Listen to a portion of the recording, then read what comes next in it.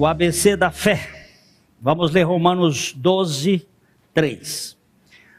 Porque, pela graça que me foi dada, digo a cada um dentre vós, que não pense de si mesmo além do que convém.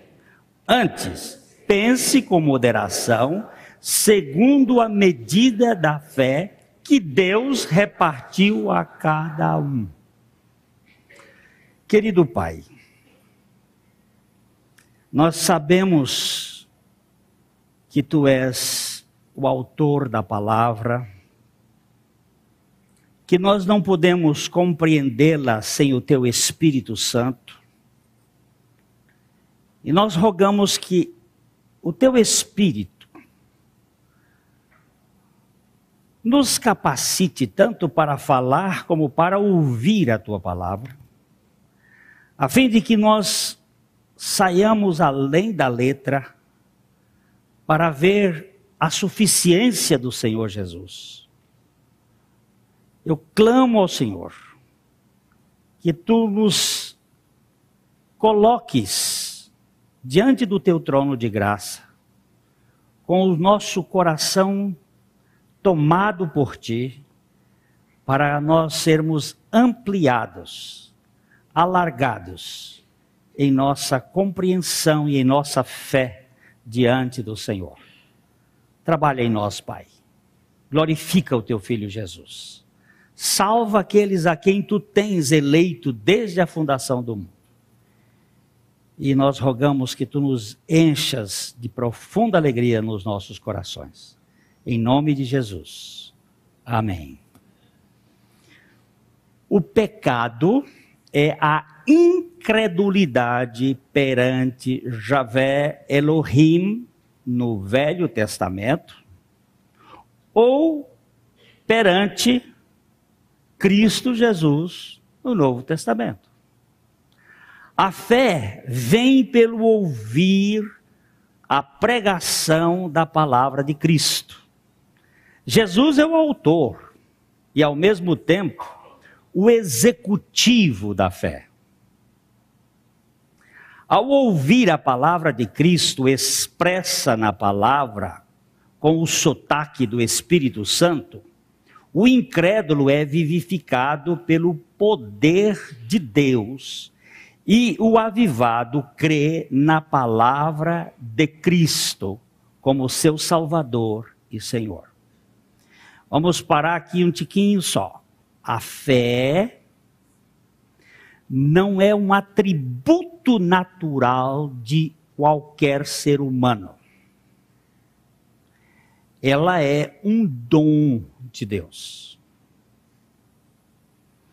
Uma criança não nasce com fé. Ninguém nasce crendo. A árvore que o homem comeu é do conhecimento. E o conhecimento do bem e do mal. Ele perdeu a sua capacidade fides, a sua capacidade de crer, quando ele desobedeceu. Nós temos definido o pecado aqui, a definição de Jesus. Jesus parece que entende do assunto. Parece que entende. Eu estou dizendo parece porque tem alguns teólogos e filósofos e alguns outros metidos a falar coisas que não entendem, a dar definições de pecado à luz da sua compreensão.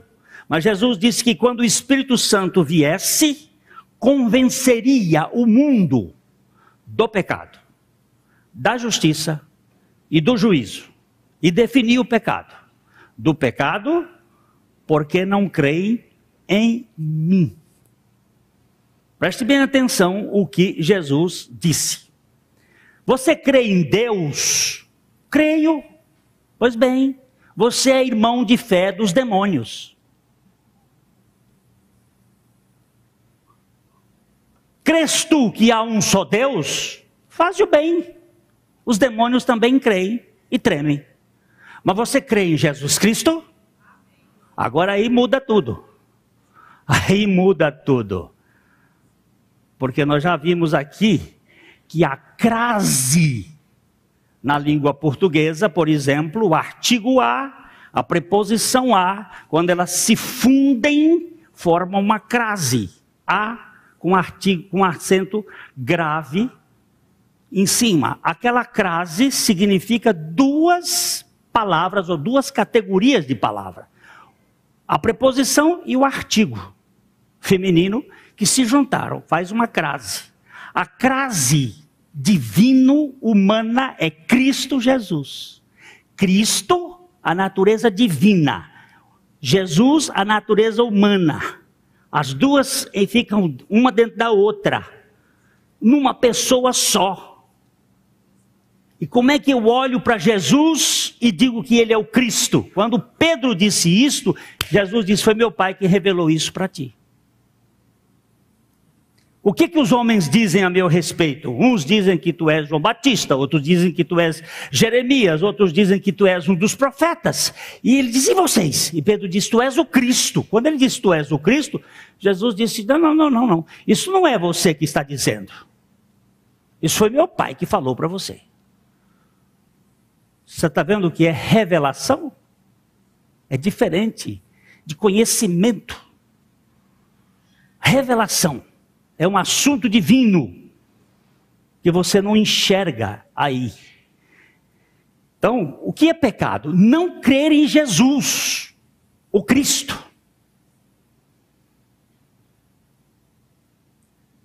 E quem crê em Jesus, o Cristo, saiu da esfera da incredulidade para o campo da fé. Então, isso nós precisamos verificar. A vida espiritual antecede a fé. Uma vez que, diz a palavra de Deus em Efésios 2:5, estando nós mortos em delito,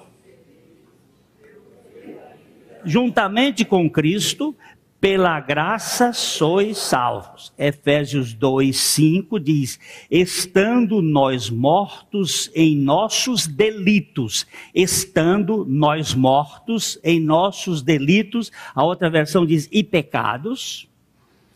No outro texto, nos deu vida juntamente com Cristo.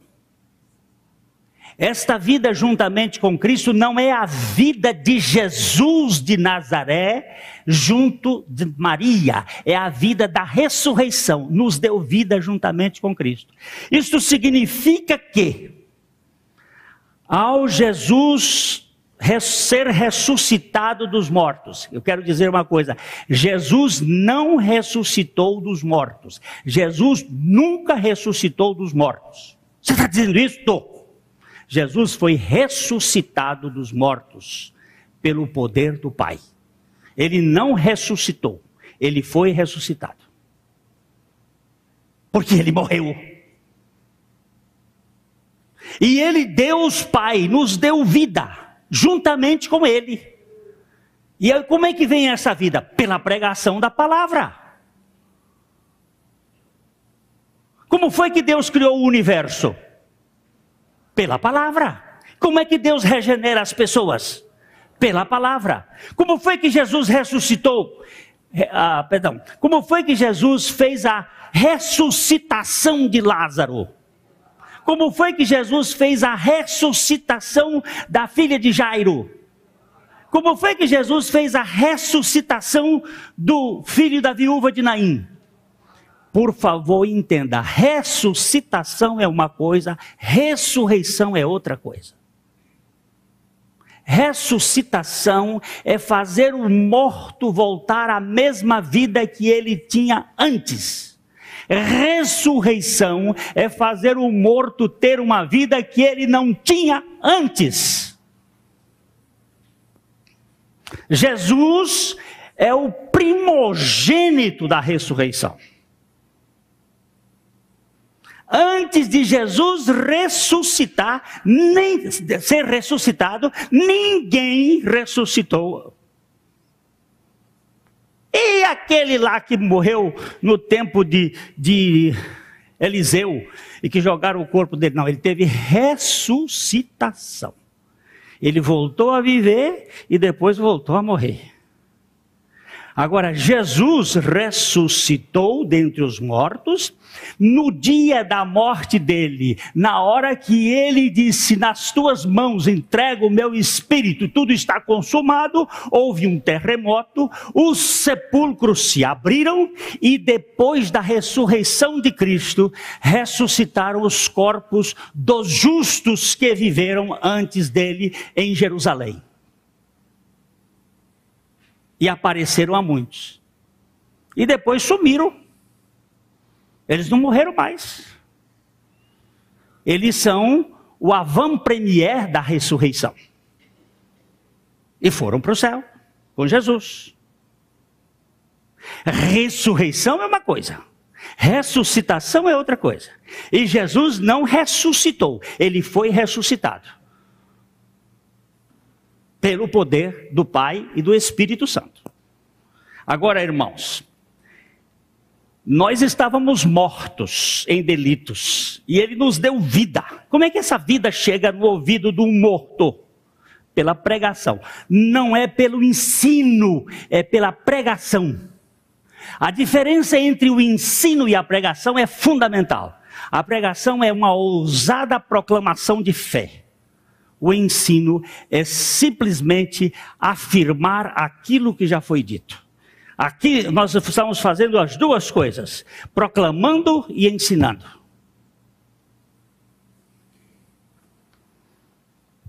Adão, sim, um morto no espírito não pode manifestar-se em fé. Pois a fé é um atributo espiritual da vida ressuscitada ou da vida Zoe. Havia um casal nos Estados Unidos que teve 2 filhos. Ele era um casal crente piedoso. O marido e a mulher, muito crentes, muito crente, não tem essa expressão. Crente, piedoso, confiante no Senhor. E esses 2 filhos se tornaram 2 empresários grandes, homens que estudaram em universidades, se tornaram ateus, os 2. E o pai, o velho pai, sempre orava pelos filhos, sempre orava. E os filhos zombavam do pai. Papai crendo, nesse tempo da ciência, tudo desenvolvido, papai fica ali naquela cadeira, todas as vezes que a gente chega, ele está lá orando por nós. Ah, que bobagem daquele velho. A mãe morreu, depois o velho morreu, e os 2 então resolveram pegar algumas coisas da casa dos velhos, levar para suas mansões, que eles tinham mansões, cada um mais rico do que o outro, e resolveram montar lá, levando algumas das heranças dos pais. Os 2 vieram juntos naquele dia lá na casa. Aí um chegou, acho que foi o mais velho, olhou e disse assim: essa cadeira de balança aqui era a cadeira onde o papai ficava rezando por nós. Ele no deboche. Ele ficava aí sentado rezando por nós. Mas papai era idiota mesmo. Como é que pode crer num negócio desse? E ele sentava na cadeira e ficava se balançando ali, de olho fechado. Meu Deus! Meu Deus, meu Deus! O homem sentou na cadeira, começou a chorar, e gritar e chorar. E o outro disse: o que está acontecendo? Ele disse: não sei, algo está acontecendo em mim. O que foi que aconteceu com você? Não sei, uma paz está tomando conta do meu coração. E aí o outro disse, ele levantou e começou a louvar a Deus. O outro senta. Para que sentou na mesma cadeira? Lá o Espírito Santo trouxe. Porque isto é coisa que ninguém explica. Os 2 creram, depois da morte do pai, na cadeira que o pai passou a vida inteira orando pelos filhos. Na mesma tarde, os 2 saíram de lá crendo. Eram ateus, formados por grandes universidades americanas, e não tinha capacidade de entender, e chegou o Espírito Santo na hora e disse assim: o que vocês são? É um dom de Deus a fé, para um morto. Mas aquele pai pregou para aqueles filhos e orou por aqueles filhos. E houve a hora certa que o Espírito Santo veio e trouxe convicção de pecado. Deus é esse Deus. Adão se tornou pecador quando não creu na palavra de Javé Elohim. A raça adâmica herdou uma natureza incrédula. E todos nós nascemos descrentes em Deus. O homem natural vem ao mundo desprovido de fé, uma vez que a sua percepção dos fatos é tridimensional. Nada que esteja fora das 3 dimensões pode ser percebido pela mente humana. Como Deus é espírito, e o espírito não é um fenômeno físico tridimensional, logo Deus não faz parte das cogitações humanas. Isso aqui é o quê? Isso aqui é um relógio, é um objeto, tem 3 dimensões, dá para se identificar, dá para se ver. Isso aqui também tem 3 dimensões, é um envelope, é um papel, tem 3 dimensões, dá para se ver. Você está vendo o anjo que está do meu lado? Não está? Mas ele tem aqui. Eu tenho anjos divinos e tenho anjos malignos. Já botei os malignos na esquerda, os divinos na direita. Eu tenho ou não tenho? Tenho. Os anjos estão ao redor. Eles estão aqui. Aqui dentro dessa sala está cheia de anjos. Mas eu não vejo nenhum anjo. Eles são espirituais, você não vê. E aquilo que você não vê, você não pode...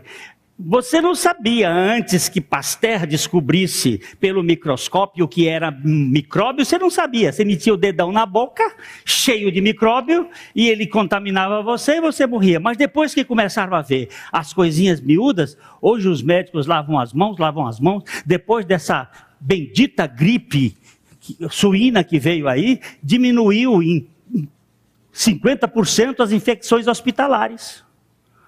Por que diminuiu as infecções hospitalares? Porque o pessoal começou a ter cuidado de passar álcool, gel e não sei o que, e você vai visitar o doente e se limpa, mas você não vê. E Deus, você vê? A Bíblia diz que nunca ninguém viu, mas o filho que veio de lá foi quem revelou o Pai. Ninguém vê o Pai senão o filho, e aquele a quem ele quiser revelar. O Filho veio para revelar o Pai. Incredulidade é pecado. E ninguém nasce crendo. Todo mundo nasce incrédulo. Aquele bebezinho que está ali no braço, você pode dizer assim: ô cobrinha, cascavelzinha, mas é tão bonitinho. Mas ali tem um incrédulo, mentiroso, enganoso, falso, mandão, egoísta, mas lindinho. Mas só vai ser salvo pela pregação e pela oração. Guarde bem isso. Este cara mesmo, Filhos do Fogo, filho do grande político, foi salvo porque 2 moças... Deixa eu contar essa história. Conta. 2 moças, que ele era alto executivo de uma grande empresa no Brasil. 2 moças de uma igreja evangélica trabalhavam no staff, bem próximo deles. E elas começaram a evangelizá-lo. E ele ficou com muita raiva dela. Isso ele conta no livro. Muita raiva delas. E ele foi, então elas puseram um dia dessas máscaras de computador, Jesus ama você, qualquer coisa, e ele ficou muito irritado e foi lá para o grupão, aquele grupão que se reúne 35 mil pessoas em São Paulo na quinta-feira, quinta-feira da Lua Nova, e contou para eles que essas moças estavam perturbando ele. Então a alta cúpula mandou 9 pessoas para a igreja delas, que se converteram na igreja delas.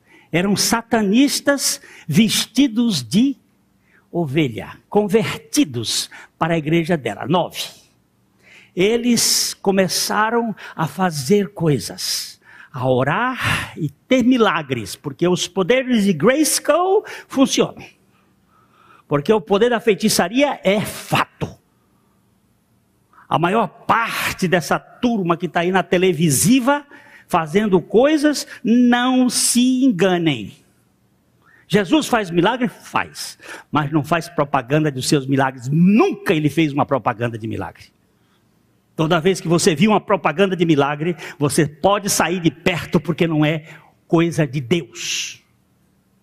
Quando Deus faz um milagre através de um canal, aquele canal desaparece. E quando ele fica fazendo propaganda, pode saber que tem as coisas lá de Grayskull. Aí, os 9 começaram a montar esquemas lá dentro. Procuraram uma mulher bonita, prepararam a mulher veio, deu um beijo no pastor, na boca do pastor, tiraram fotografia, puseram o pastor para fora, e os 9 tomaram conta da igreja. E fizeram uma chafurdação na igreja.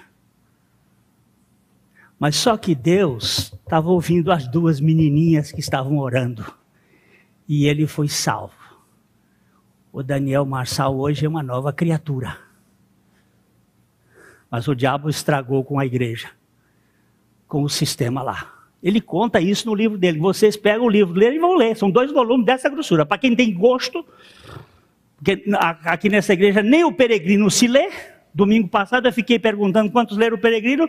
Até o João disse que vai comprar o Peregrino porque ele disse que ficou com vergonha.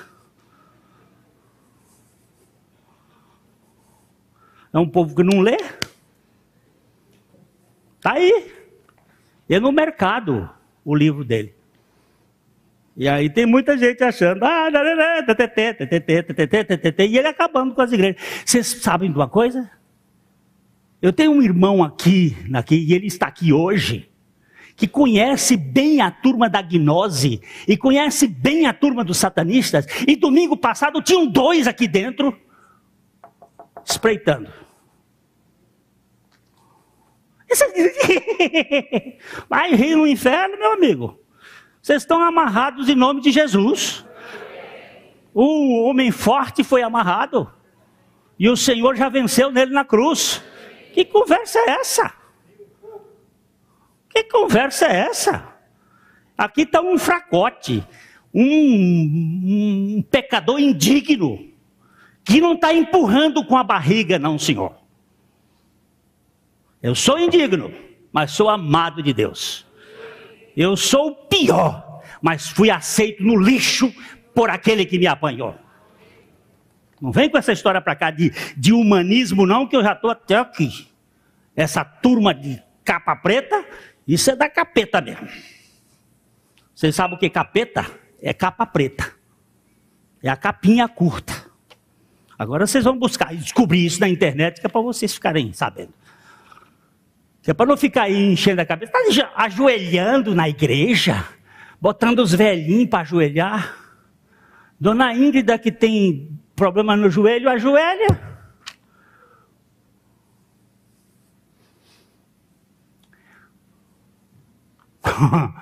Vocês estão me escutando, né, seus bichos? A fé é dom de Deus aos ouvintes da palavra de Cristo. A palavra gera vida e dá fé ao ouvinte. Eu não sei como é que ela faz isso, porque por alguma razão que foge à nossa razão, a Bíblia nos adverte em 2 Tessalonicenses 3:2, para que sejamos livres dos homens perversos e maus, porque a fé não é de todos. Porque todos os que ouvem a palavra de Cristo não são todos vivificados, crendo na palavra de Deus. Este é o enigma ou um enigma da fé. Você não pode explicar isto. Você não pode explicar isto. Podemos, entretanto, perguntar a alguns que questionam: por que dos milhões de espermatozoides que são lançados no útero da mulher, só um, ou em caso de gravidez múltipla, poucos são gerados? Por que todos os outros não são fecundados? Por que só uns poucos são os escolhidos? Por que todos os que ouvem a palavra de Cristo não creem em Cristo? Por quê? Por quê? Não sei. Eu sei que quem crê deve sair pulando igual bezerro quando sai da manjedoura, gritando: meu Deus, o Senhor me achou. Nós vamos tratar sobre gratidão hoje à noite.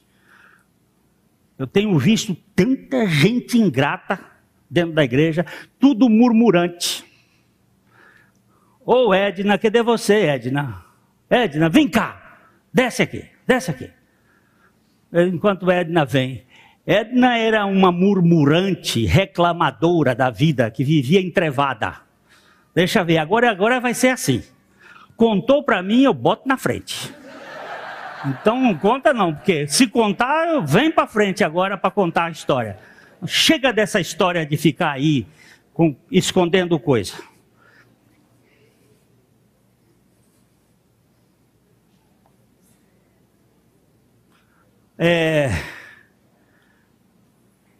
Podemos, entretanto, perguntar a alguns que questionam por que os bilhões de espermatozoides. Por quê? Por quê? Por que só uns são... Você está com medo? Não.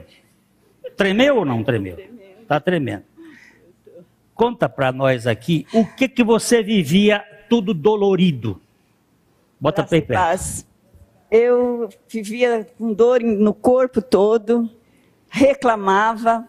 Eu gosto de bordar, ficava sentada, a hora que eu levantava eu não conseguia e vivia reclamando a vida inteira.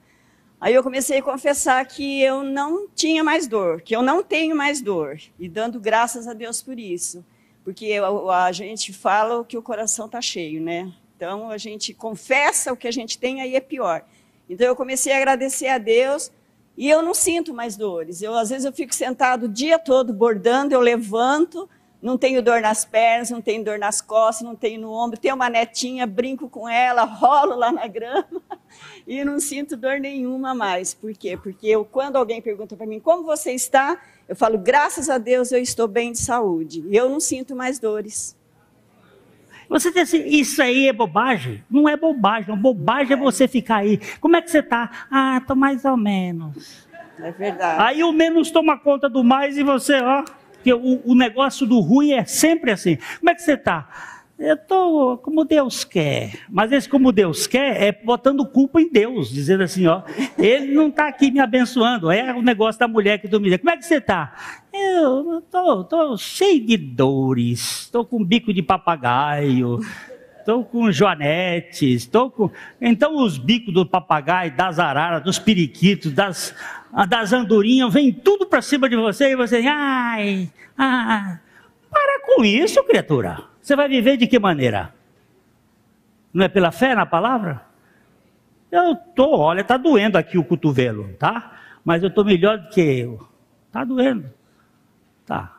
E agora eu estou pedindo a Deus que o dinheiro que eu gasto com remédio, eu quero que Ele tire esse gasto da minha vida com remédio para mim poder dar para missões, para fazer isso que eu estou. E vou conseguir, em nome de Jesus. É assim mesmo, Edna. É assim mesmo, minha filha. Vamos parar de gastar dinheiro com remédio e aplicar em missionário para pregar o evangelho. Aí tem um bocado de gente assim, isso não funciona comigo, funcionou com ela, mas comigo não funciona. Não funciona com você porque você é um incrédulo. O ministério da fé labuta com dois pilares respeitáveis, mas inexplicáveis. O primeiro é a eleição divina do pecador indigno e a responsabilidade moral do ser humano. Eleição soberana de Deus e responsabilidade humana andam juntinhos. Sabemos que a fé é um dom de Deus conferido em Cristo. Por outro lado, sabemos também que cada indivíduo é responsável pela sua decisão pessoal e pelo desenvolvimento dos dons que lhe foram dados. Deus me deu um dom, mas eu também tenho que desenvolver o dom que eu recebi do Senhor. Os dons são sempre donativos que, uma vez doados, foram dados para nós desenvolvermos criteriosamente. 1 Coríntios 4, 7. Pois quem é que te faz sobressair? E que tens tu que não tenhas recebido? E se o recebeste, por que te vanglorias, como se o não tiveras recebido? Que tens tu que não tenhas recebido? Até a tua inteligência é um dom de Deus. Ah, mas eu recebi pouquinho, mas, gente, não é para desenvolver esse pouquinho, nós já vamos mexer nesse pouquinho aqui, já. Eu queria ser um Einstein. Não, você vai ser um Zé Ninguém também, mas aquele Zé Ninguém bem feliz. Os dons, como explicar um dom gracioso proposto antes da fundação do mundo com a deliberação livre e voluntária de um ser moralmente responsável? Porque entre os milhões de espermatozoides, o que me originou foi o eleito? Estas são questões que a nossa mente finita se inquieta. Eu sempre fiquei perguntando ao Senhor, Senhor, por que o Senhor não botou um espermatozoide melhor no meu lugar? Uma coisa melhor lá para cruzar com o óvulo da minha mãe, para nascer algo melhor. Essa porcaria que tem dislexia, que tem surdez, que tem uma porção de coisas, que tem umas burrices crônicas. Por que o senhor não botou? Ele disse, o que é que você quer mandar na minha vida? Fui eu que lhe elegi. O que você quer? Eu quero você desse jeito. Com toda a sua burrice e dislexia, e eu vou te usar com essa mulice toda. Agora você está falando isso. Eu sei. E eu estou falando diante de Deus porque eu sei das minhas dificuldades. Você não sabe. A minha esposa às vezes me pega no pé. Você fica um tempo todo lá estudando. Por que você fica lá? Porque eu não tenho capacidade para poder assumir uma igreja. Se eu não estiver estudando, procurando, pedindo a Deus, eu não tenho condições.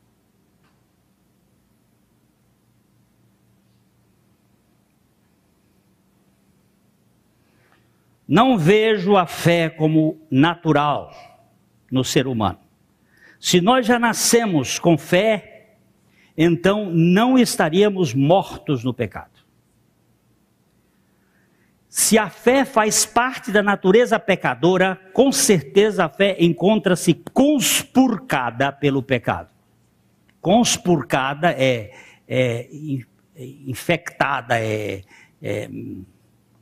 como é que eu vou usar uma palavra? Suja, contaminada pelo pecado. Se o pecado é não crer em Cristo, como um incrédulo em Cristo pode ter fé que tem Cristo como seu autor? É complicado uma fé natural.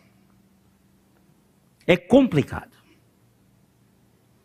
A fé é sempre um dom de Deus, misericordiosamente dado. A verdade bíblica mostra, todavia, que a fé é um dom de Cristo e que eu preciso recebê-la e exercitá-la como a minha fé por meio da vida de Cristo. A fé não é minha originalmente, mas se torna minha por sua dádiva. Não sei porque a fé não é de todos, mas sei que todos os que receberam o dom da fé, receberam-no como sua, segundo a medida que Deus repartiu a cada um.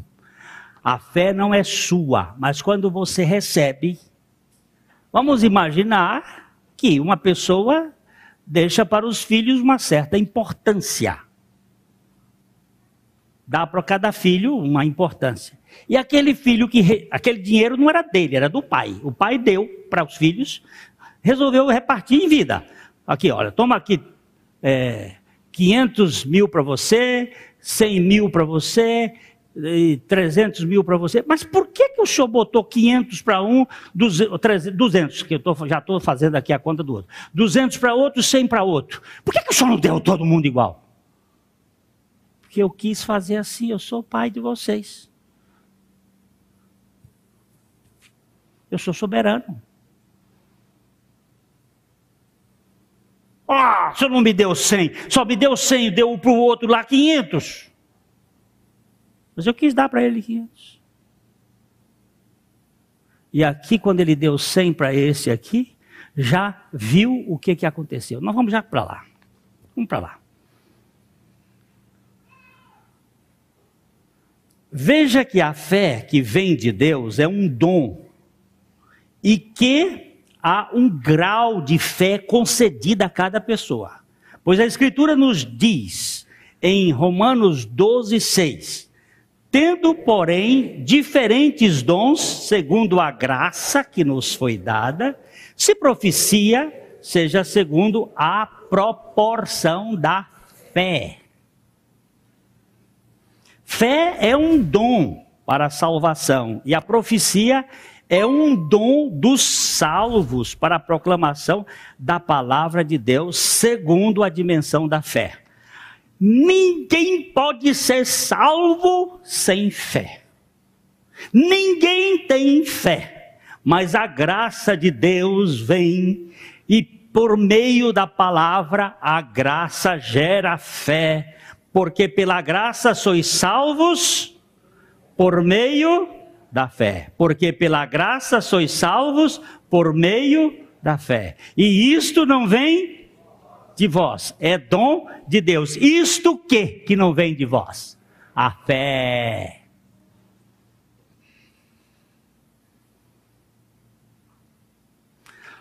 Ontem eu ouvi alguém dizendo assim, mas o amor não é justo. Digo, como foi que disse que amor é justo? Amor é amor, justiça é outra coisa.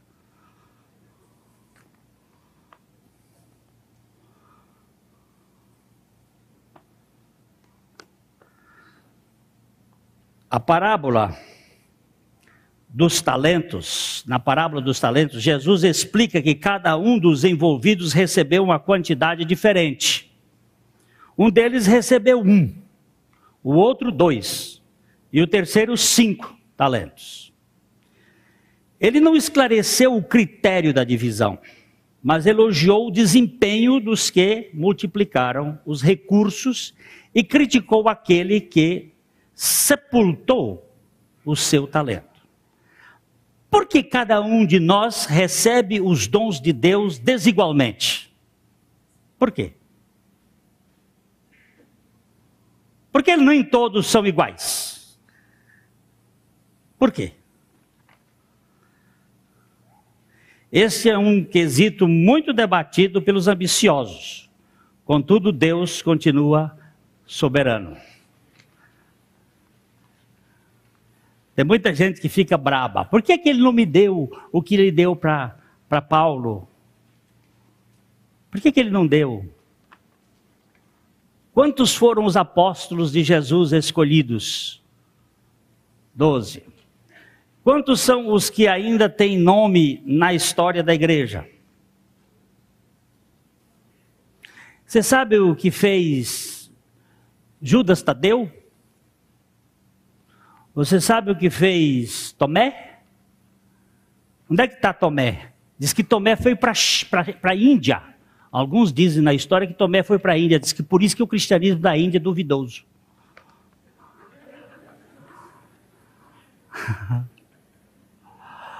Cadê Filipe?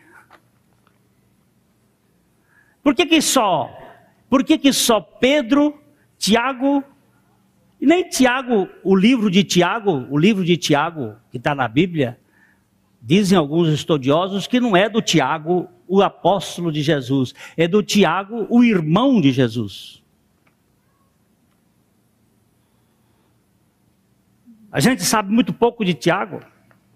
morreu lá matado por Herodes? Porque só Pedro e João ficaram famosos e conhecidos?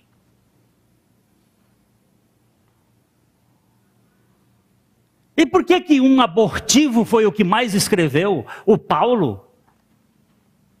Porque aquele foi um abortivo, ele disse que ele nasceu fora de tempo.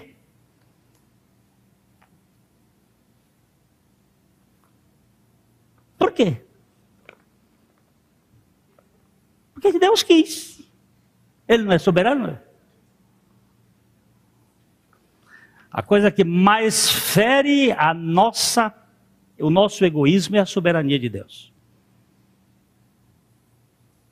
Você quer ver gente ficar brava e falar sobre a soberania de Deus? Aí a turma arrepia os cabelos. A demanda fundamental aqui é a soberania de Deus, e a secundária, mas também importante, é a responsabilidade humana. O Senhor pode escolher quem quer que seja e dar a qualquer um mais do que aos outros. Ninguém neste caso merece receber coisa alguma, e uma vez que todos são pecadores indignos, uma vez que todos são. Portanto, o assunto aqui não é de justiça divina, mas de sua soberania. Vocês sabem que lá nos Estados Unidos, os pais não são obrigados a dar herança para os filhos. No Brasil, é obrigado. E tem uma série de aspectos que a lei manifesta. Mas nos Estados Unidos, um pai pode não dar para nenhum filho. Por exemplo, o mais rico, como é que chama? Bill Gates. O Bill Gates disse que vai dar apenas $1 milhão para cada filho.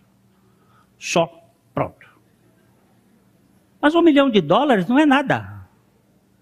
E para quem tem bilhões de dólares, ele vai deixar $1 milhão para cada filho. E eles que se virem.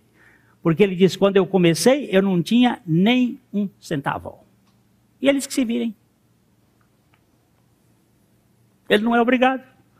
Ele já deu 32 bilhões para fundações, para cura de câncer, cura disso, cura daquilo outro. Deu o que quis. O dinheiro era dele, o que você tem para ver com isso? E se ele quisesse botar fogo no dinheiro?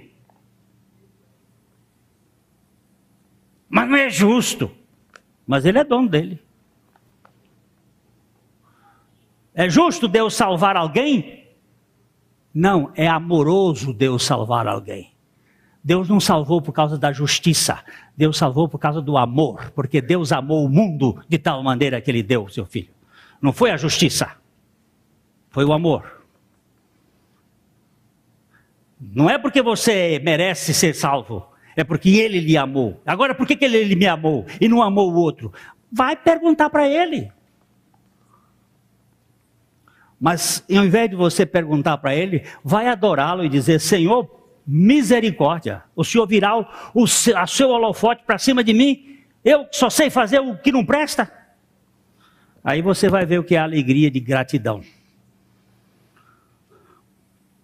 Porém, o tema vai também trazer à tona a tese da indignação pessoal, pela disparidade dos dons e da diligência de alguns pela responsabilidade no seu desempenho. Porque uns desenvolvem os seus talentos e dons, sejam muitos ou poucos, e outros os enterram.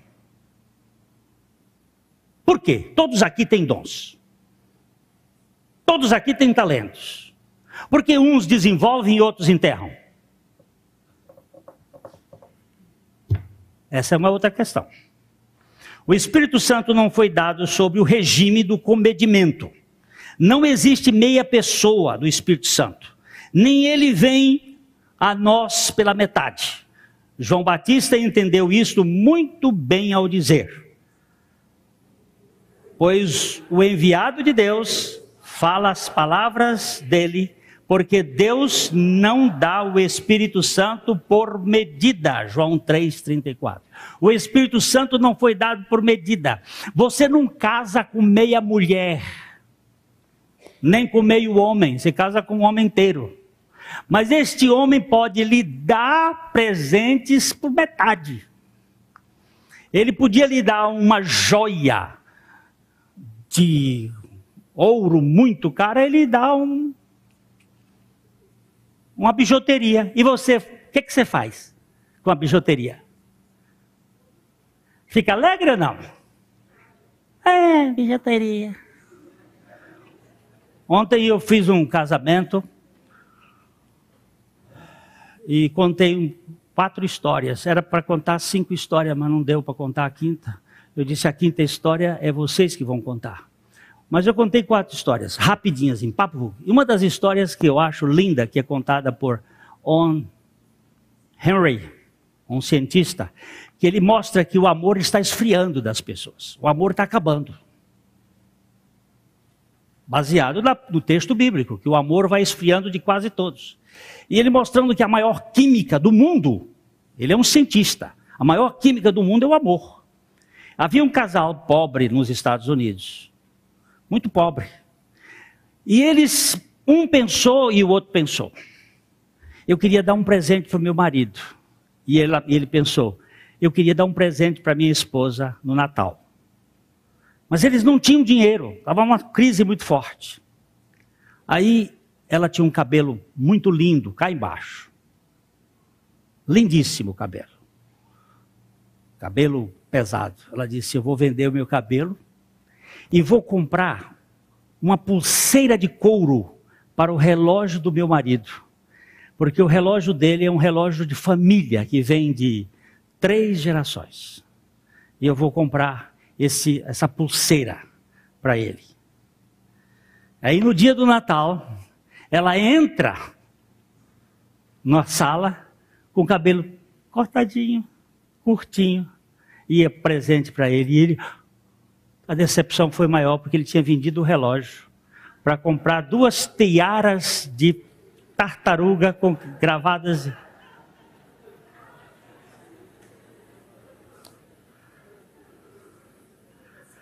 Duas tiaras de tartaruga com enfeites de brilhante, e ele tinha dado o relógio em favor.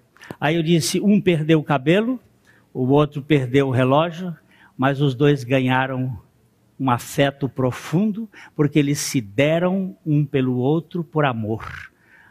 O grande cabelo dela era a prova do seu amor para com seu marido, o seu relógio de 3 gerações ficou como prova para a sua esposa. Eles fizeram aquilo porque eles se amavam. E então esse cientista disse, a maior química que junta as pessoas é o amor. E quando ele vem do trono de Deus, ele é indissolúvel.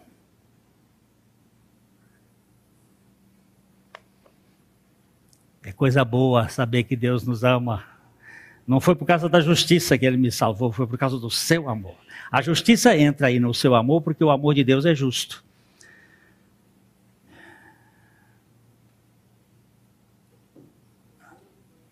Não obstante, as manifestações do Espírito Santo podem ser ajustadas segundo os seus propósitos e demonstradas sob medida.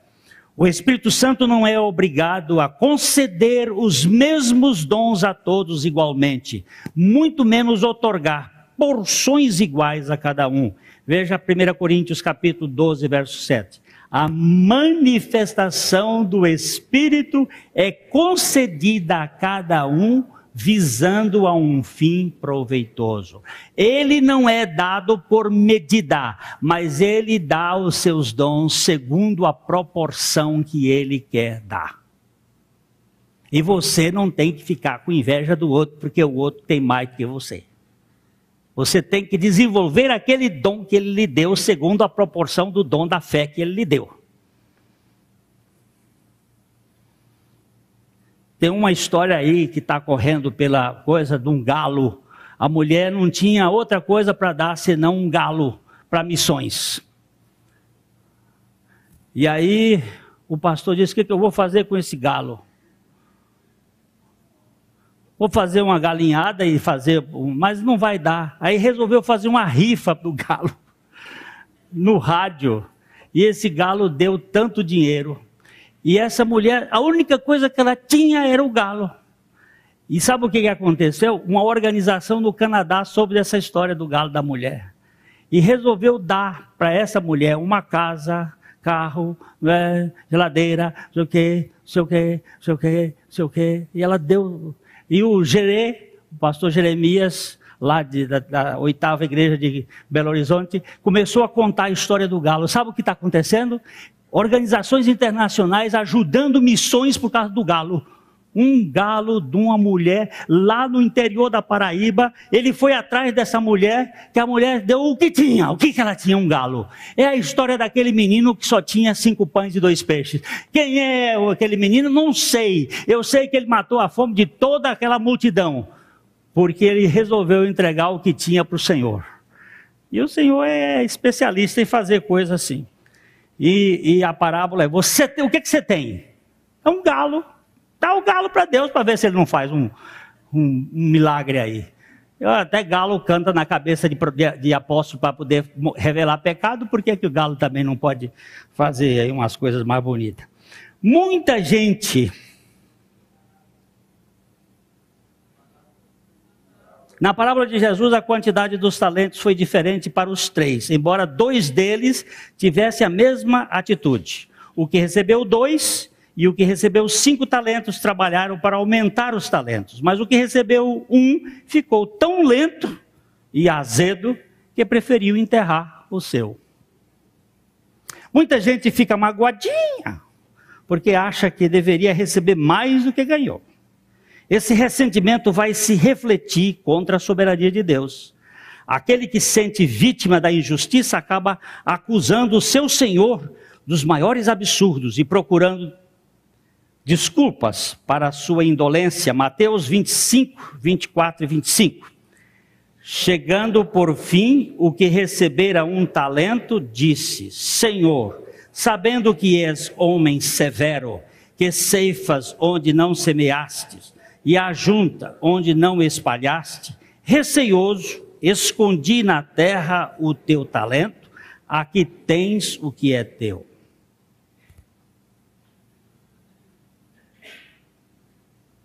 Olha como ele faz uma série de acusações contra o Senhor. Ele não diz nada dele. Eu fui preguiçoso, fui indolente, fui safado, escondi.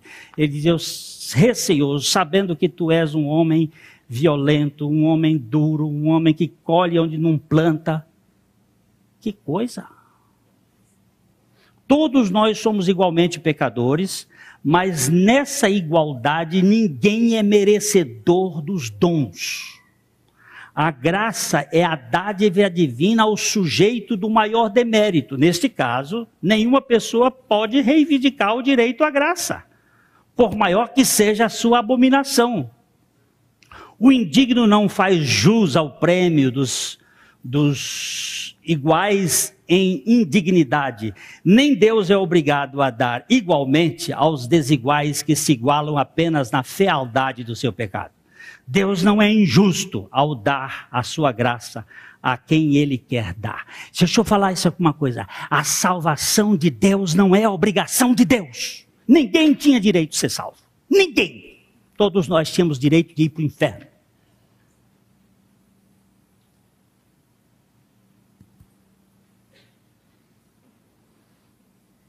Ninguém. Só quem tem direito a alguma coisa é quem tem mérito. Só quem tem direito ao pódio é aquele que desempenha para receber. No nosso caso, nós somos os piores, os mais indignos, e que somos aceitos pela graça. E se é pela graça, não é pelo mérito. E se não é pelo mérito, ninguém tem direito. Você foi salvo pela misericórdia e graça de Deus. Eu sei que tem muita gente que acha que Deus teve vantagem em salvar aquela criatura. Ainda diz assim, eu estar na igreja de Deus é um privilégio para ele. Você vai ver o privilégio que você vai ter no fogo do inferno. Seu presunçoso, orgulhoso, soberbo, metida besta. Metido não, totalmente besta. O que recebeu 2 talentos, ganhou outros 2. O que recebeu 5, granjeou outros 5. O que recebeu 1, não fez nada. O Senhor não esperava que este conseguisse uma façanha maior, mas que fizesse de acordo com a proporção do que havia recebido. Acusar o Senhor de severo foi a assinatura pública do seu atestado de arrogância. Se o Senhor lhe deu apenas uma pequena medida, ele deveria produzir de acordo com esta medida. O Senhor nunca ceifa onde não semeou. Ele jamais exigiria 3 talentos de quem ele havia dado só 1, já que ele elogiou aqueles que apenas dobraram os seus talentos. O problema é que muitos são apáticos, não sabendo aplicar bem o que receberam, e por causa da inveja dos que receberam mais, acabam acusando o Senhor de déspota.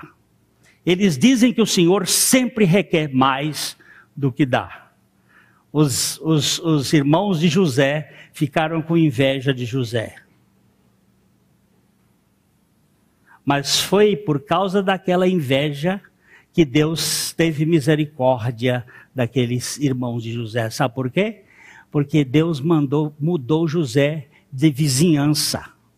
Existe um provérbio da língua portuguesa que diz que o invejoso nunca medrou, nem quem perto dele morou. Medrar, na língua portuguesa de Portugal, significa prosperar. O invejoso nunca prosperou, nem quem perto dele morou. Como os irmãos de José eram muito invejosos, Deus mudou a vizinhança de José. Tirou daqui e botou no Egito. Para esperar um dia, quando eles iam ter fome, e lá no Egito ia ter comida. E aí ele ia satisfazer a pobreza do povo, que não tinha prosperado, por causa da inveja. Tem muita gente invejando. São 3 doenças terríveis: ciúme, cobiça e inveja. Nós temos tratado naquele assunto do mendigo, Sua Alteza o mendigo, essas 3 desgraças que estão acabando com as vidas das pessoas. Ciúme é você ficar agarrado com o que tem, preso ao que tem. O marido é meu, o carro é meu, aquilo é meu. Ciúme, tem ciúme de coisas. Cobiça é querer ter o que não tem. Cobiçar do outro. Cobiça a mulher do outro. Cobiça as coisas do outro. E inveja é não querer que o outro tenha, mesmo que você tem. Não, ele não pode ter. E fica o invejoso, é o seca-pimenteira. Fica aqui, o olho gordo, e não deixa nada. Um miserável, é um sofredor. E essa inveja fica criticando Deus. Por que Deus deu pro fulano ali e não deu para mim? Por que Deus? Sai daí, invejoso. E Deus diz assim: José, deixa eu tirar você de perto de seus irmãos. Seus irmãos são desgraçadamente invejosos. Onde é que eu estou, meu pai? Hein?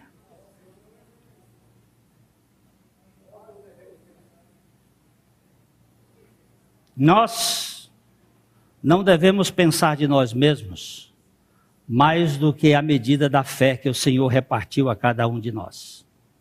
Todos nós devemos nos contentar com o plano que o Senhor traçou para as nossas vidas. Se você recebeu uma pequena porção da fé, seja fiel à sua parte. Multiplique-a. É pequena? É.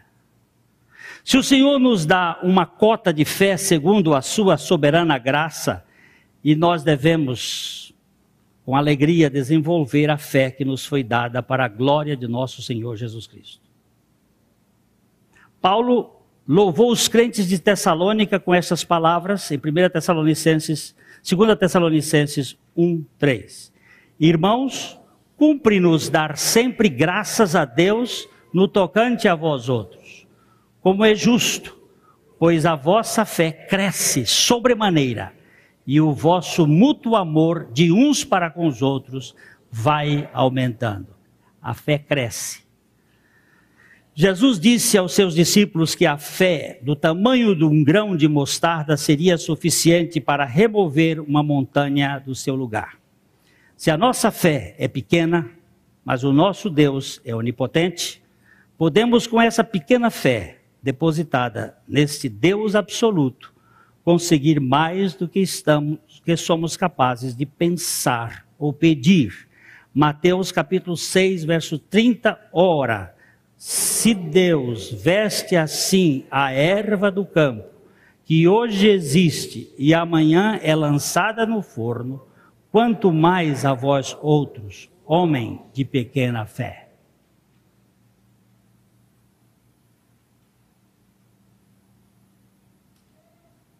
Tá lindo aquele meu beija-florzinho. Ele fez o primeiro ninho lá na planta, lá em casa.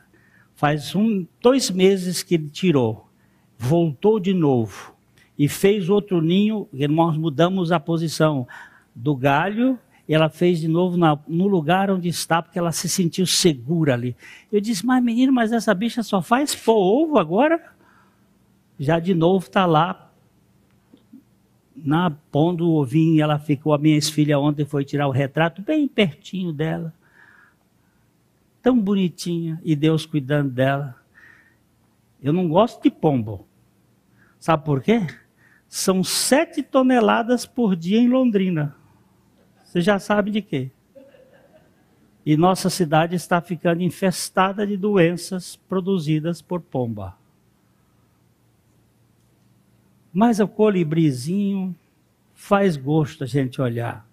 E bem cuidadinho por Deus. Mas até as pombas, que às vezes botam em cima do seu carro, parece que ela morreu. Ela se desfez em cima assim, derreteu. Mesmo assim Deus cuida delas, viu? Uma cota ínfima de fé no Todo-Poderoso é suficiente para remover as grandes montanhas que tentam atalhar a nossa peregrinação rumo à Nova Jerusalém, onde a razão gigantesca de um titã lógico mal pode andar, a fé minúscula de um anão espiritual consegue vencer, do começo ao fim, a maratona integral da perseverança dos santos. Aleluia! Pela nossa cota de fé. Pode ser pequenininha, mas eu não quero dar ela para ninguém. Eu vou desenvolver essa fezinha, não na loteria, mas na suficiência do Senhor.